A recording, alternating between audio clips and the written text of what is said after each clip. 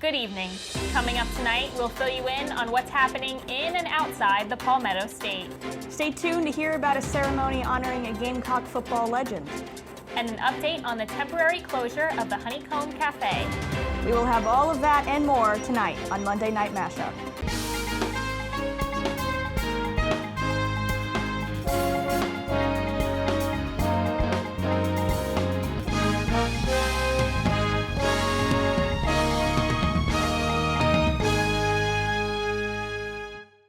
Welcome to this week's Monday Night Mashup. I'm Chloe Findlay. And I'm Jenna Falconite. Thanks for joining us tonight. A faulty water connection caused a pipe burst in a custodial closet, which led to a flood on the second floor of the Honors Residence Hall. As a result, Dining Hall Honeycomb Cafe and The Buzz were forced to temporarily close its doors. Carolina Food Co. officials say the two dining facilities will remain closed until further notice. Students living on the second floor have been relocated to other residence halls while the damage is being repaired. Housing officials have yet to respond to SGTV with where those students are living now. Another campus dorm has also been affected by flooding. Residents of Capstone House living on the 13th and 14th floor have also been relocated due to severe water damage. The flooding occurred around 12:30 p.m. on Wednesday, when the sprinkler system activated as the fire alarms sounded.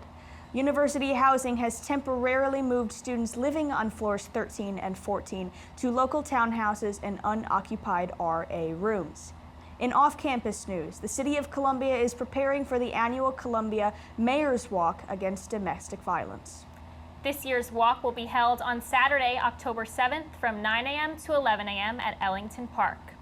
2023 marks 17 years since the walk was first established. The walk is held every October, which is Domestic Violence Awareness Month. This year will also be the second year that the walk has been able to return in person after 2 years of being virtual due to the pandemic.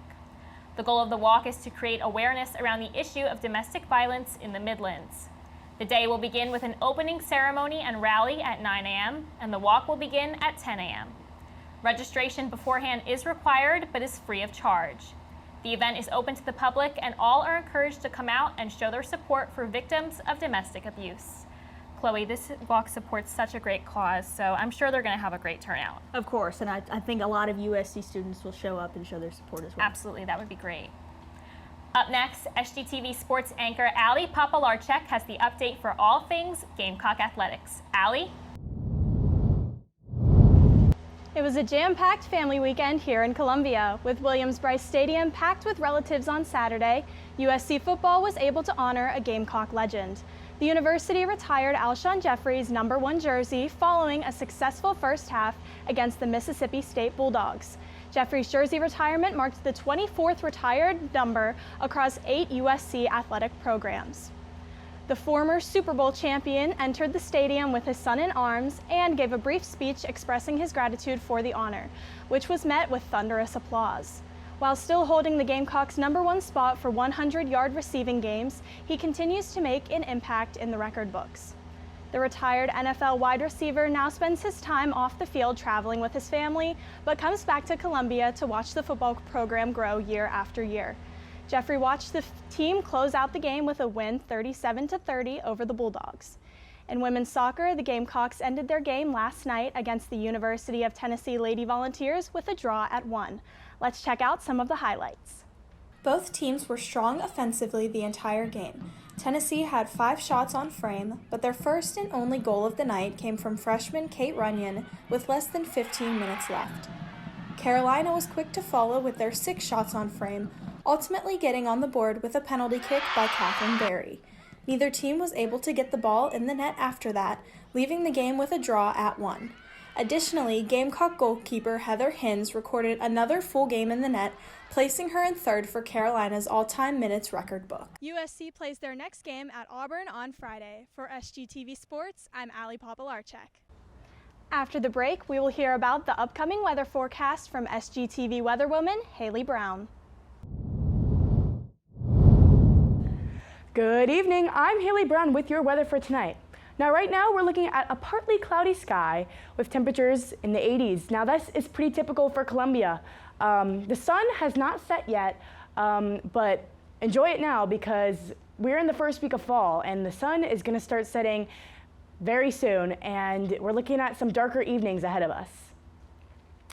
Now, looking towards this week, it looks like we're kind of on the cusp in between summer and fall weather. We have a lower temperature here, but the rest of the days, it's still going to be pretty hot. Now, some important events to note. On Friday, an SGTV member is going to be taking headshots for other SGTV members, and there was some question on whether or not that would be rained out, and right now it is looking like we're going to be good to go. So take note of that event and make sure you attend. Now, on Saturday, it is not a game day.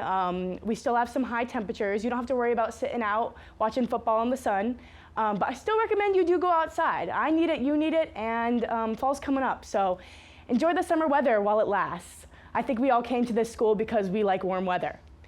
Now, on Sunday, we have a softball game, and softball takes place outside.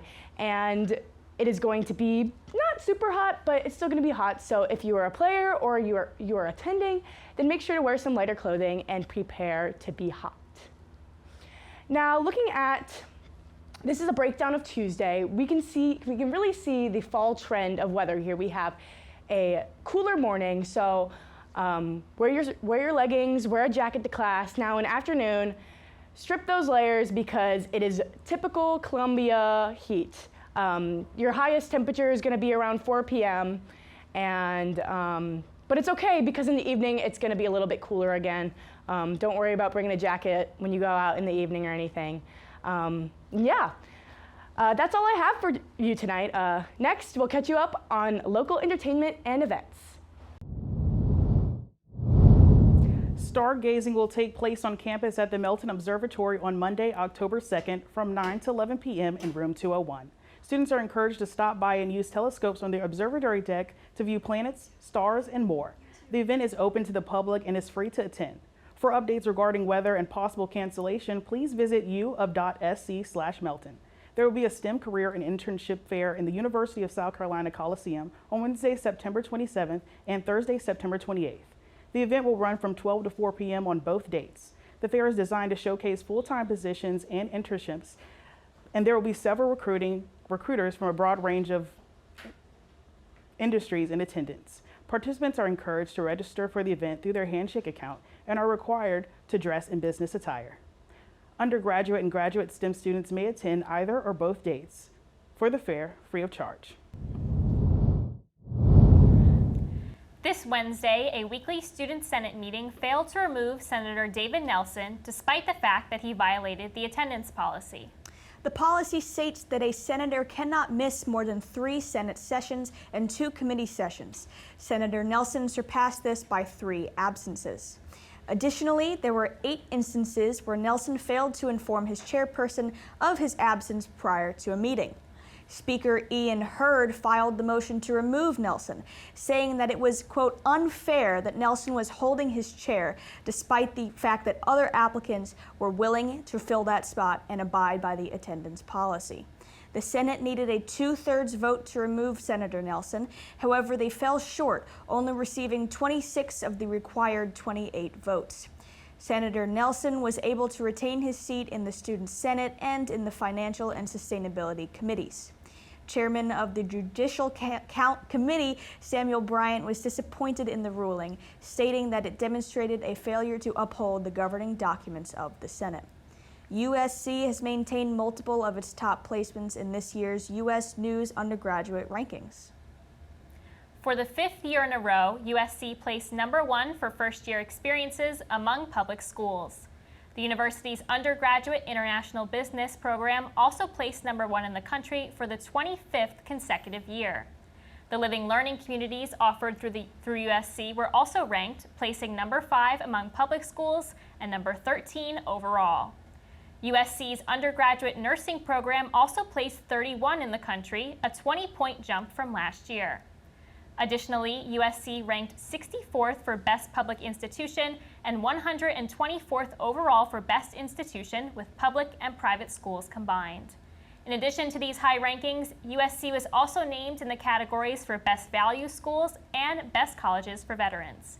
University Provost Donna Arnett spoke about the impressive rankings, stating that they, quote, reflect the unflagging dedication of our faculty, staff, and administration to the success of our students in all aspects of their Carolina experience, end quote. The university plans to continue to uphold high standards in academics and support students as they pursue their goals. Chloe, these rankings are super impressive, especially for the nursing program, jumping 20 points. That's incredible. It is. It makes me very proud to be a Gamecock. Same here. That wraps tonight's edition of Monday Night Mashup. Be sure to follow us on Instagram, Twitter, and Facebook at SGTV at USC. To keep up with all of our content, be sure to also visit us online at sgtvusc.com. For SGTV News 4, I'm Jenna Falconite. And I'm Chloe Findlay. Have a great night, Carolina. Forever to thee.